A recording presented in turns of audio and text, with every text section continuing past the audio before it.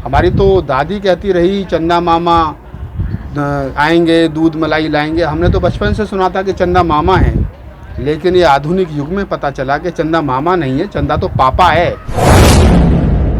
पत्नी बोली करवा चौथ पर एक साड़ी दिलवाओ, तो हमने कहा करवा चौथ के फायदे बतलाओ।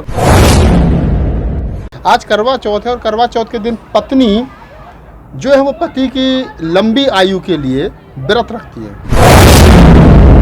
एक आदमी के भूखे मरने से दूसरे आदमी की उम्र कैसे बढ़ जाती है। ये बुलाते रहोगे तो आता रहूँगा, तराने भीम के सुनाता रहूँगा।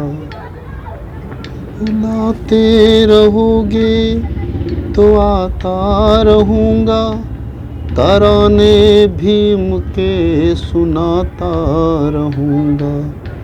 मैं बाबा के मिशन का छोटा सा सिपाही।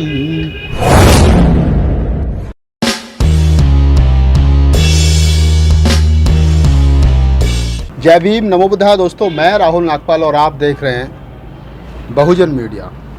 मैं आज बात करूंगा, आज मैं जब सुबह से देख रहा हूं कि बहुत सारी औरतें सज धज के और बढ़िया बढ़िया वस्त्र पहन करके, बढ़िया बढ़िया आभूषण पहन करके, बिल्कुल जैसे दुल्हन की तरह सज के, और आज पूरे बाज़ार में, पूरी मार्केट में चहल पहल है। तो मैंने अपनी शिष्य से पूछा कि आज आखिर क्या है, तो पत्नी जी ने बताया कि आज करवा चौथ है। अब करवा चौथ है तो फिर करवा चौथ का मतलब आप लोग समझ गए होंगे। आज करवा चौथ है और करवा चौथ के दिन पत्नी जो है वो पति की लंबी आयु के लिए व्रत रखती है। तो पत्नी लंबी आयु के लिए व्रत रखती है ताकि पति की आयु लंबी हो जाए।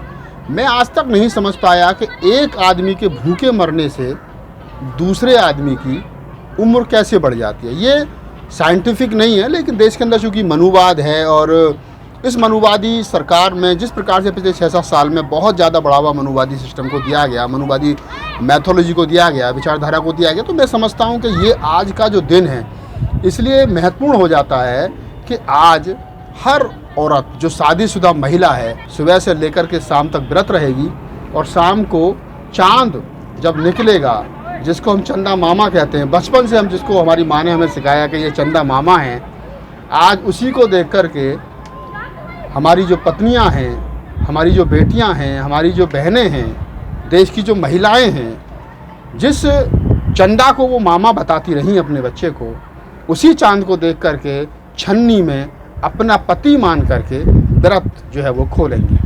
हमारी तो दादी कहती रही चंदा मामा आएंगे, दूध मलाई लाएंगे। हमने तो बचपन से सुना था कि चंदा मामा है, लेकिन ये आधुनिक युग में पता चला कि चंदा मामा नहीं है, चंदा तो पापा है।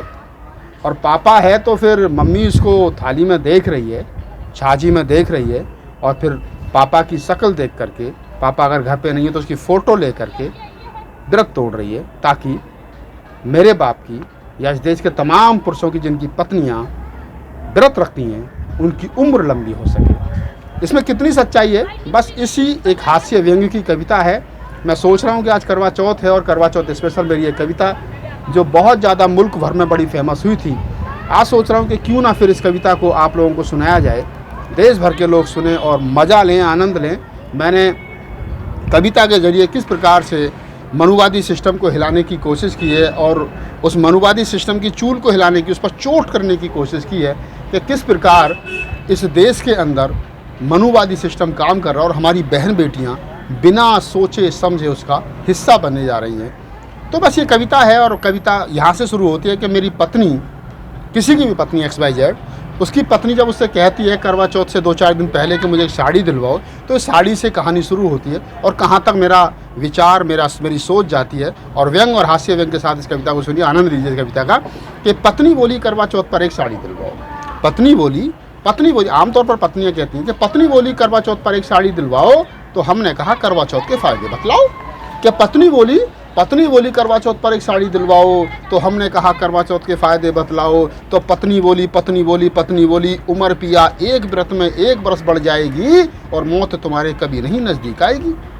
मैं तो आश्चर्यचकित रह गया। एक व्रत, 1 साल के व्रत में 1 साल अगर उम्र बढ़ जाएगी एक व्रत में, तो मैंने भारतीय दाम्पत्य जीवन का इतिहास निकाला तो मैंने देखा कि भारत में दाम्पत्य जीवन जो है वो लगभग 40 साल चलता है। तो अगर एक पत्नी 40 साल तक पूरा व्रत रही तो पति की उम्र 40 वर्ष जो है वो बढ़ गई। बस यहाँ से कविता का आनंद लें कि पत्नी बोली करवा चौथ पर एक साड़ी दिलवाओ, हमने कहा करवा चौथ के फ़ायदे बतलाओ। कि पत्नी बोली करवा चौथ पर एक साड़ी दिलवाओ, हमने कहा करवा चौथ के फ़ायदे बतलाओ। तो पत्नी बोली उम्र पिया एक व्रत में 1 बरस बढ़ जाएगी और मौत तुम्हारे कभी नहीं नज़दीक आएगी। तो मैंने कहा प्राण प्रिय ऐसा अनर्थ मत कीजिए, ये करवा चौथ का व्रत अभी तोड़ दीजिए। मैंने कहा प्राण प्रिय ऐसा अनर्थ मत कीजिए, ये करवा चौथ का व्रत अभी तोड़ दीजिए, क्योंकि तुम्हारे व्रत रहने से मेरी उम्र 40 वर्ष बढ़ जाएगी। पगली मैं तो 100 वर्ष तक जीऊँगा, तू 60 में ही निपट जाएगी।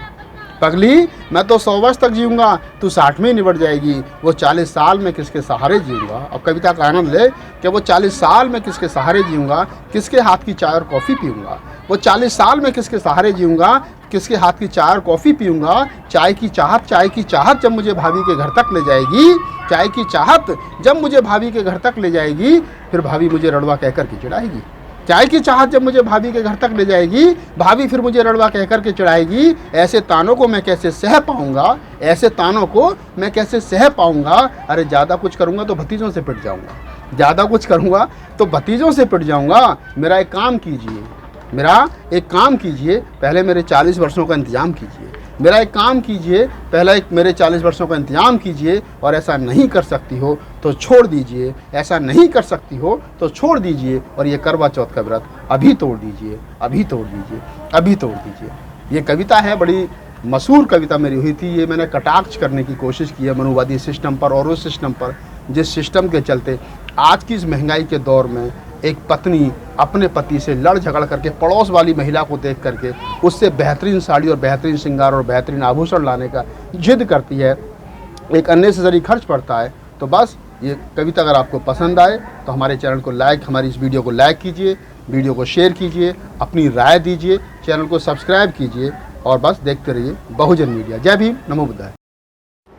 सब्सक्राइब करें आपके अपने चैनल समतावाज टीवी को, बेल आइकन दबाना ना भूलें सबसे पहले हमारी वीडियो देखने के लिए।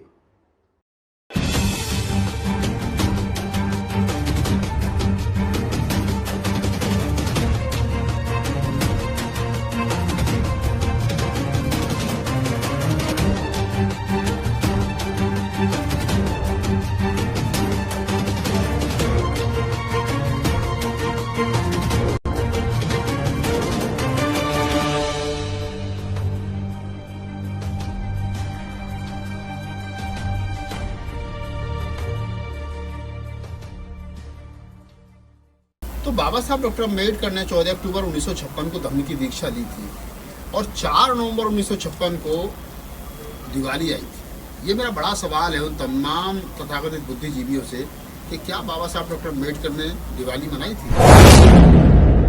क्या दीपदान मने या मने दिवाली, दीपदान मने या मने दिवाली, एजी खर्च पहले के जैसा, सच बोलूं तो दीपदान का, सच बोलूं तो दीपदान का, शोर दिवाली जैसा, सच बोलूं तो दीपदान का, शोर दिवाली जैसा, दीपदान मने या मने दिवाली।